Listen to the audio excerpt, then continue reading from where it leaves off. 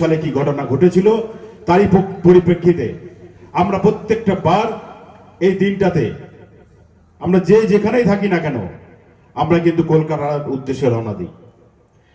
এই দিনটা আজকে যারা ভোট দিচ্ছেন, যারা আজকে ভোটাধিকার প্রয়োগ করতে পারছেন, বিজেপির বন্ধু সহকারে সিপিএম কংগ্রেস সবাই তাদের যে আই কার্ডটা পেয়েছেন সেই আই কার্ড কিন্তু পেয়েছিলেন 1993 সালে।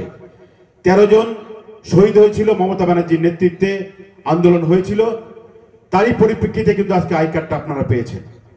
সেই আই কার্ডের জন্যই মমতা ব্যানার্জি আন্দোলন করেছিল, কারণ তৎকালীন যুব কংগ্রেসের নেত্রী ছিলেন মমতা ব্যানার্জি। তিনি বুঝতে পেরেছিলেন যে সারা বাংলা জুড়ে মানুষের জন্য কাজ করছে কংগ্রেস, মিটিং মিছিল করছে, কখনো ব্রিগেডে মিটিং হচ্ছে, সেই ব্রিগেডে লাখ লাখ মানুষ জড়ো হচ্ছে।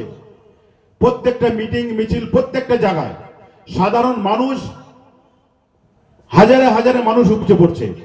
কিন্তু ভোটের দিন ভোট বাক্সে কিন্তু ভোট পাচ্ছে না বিরোধীরা, ভোট কিন্তু পাচ্ছে সেই সিপিএম বামপন্থাই। প্রত্যেকটা ইলেকশন, যত ইলেকশন হয়েছে প্রত্যেকটা ইলেকশনে কিন্তু এটাই দেখা যাচ্ছে। একদম সায়েন্টিফিক ভাবে এরা রিগিং করত, আপনারা সেটা জানেন। 1993 সালের আগে মমতা ব্যানার্জি সেটা বুঝতে পেরেছিল।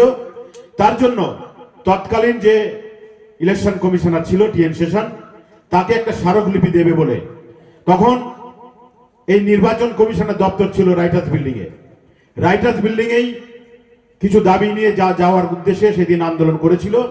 কিন্তু বুদ্ধদেব ভট্টাচার্যের পুলিশ এবং মুখ্যমন্ত্রী জ্যোতি বসুর পুলিশ সেদিন তারা বুঝতে পেরেছিল যে যেইভাবে মমতা ব্যানার্জির নেতৃত্বে কলকাতার রাজপথে লাখো লাখো মানুষ জড়ো হয়েছে, এইভাবে যদি আন্দোলন চলে, এই আন্দোলন যদি ভঙ্গ করা না হয় তাহলে কিন্তু সিপিএম এর কপালে কষ্ট আছে।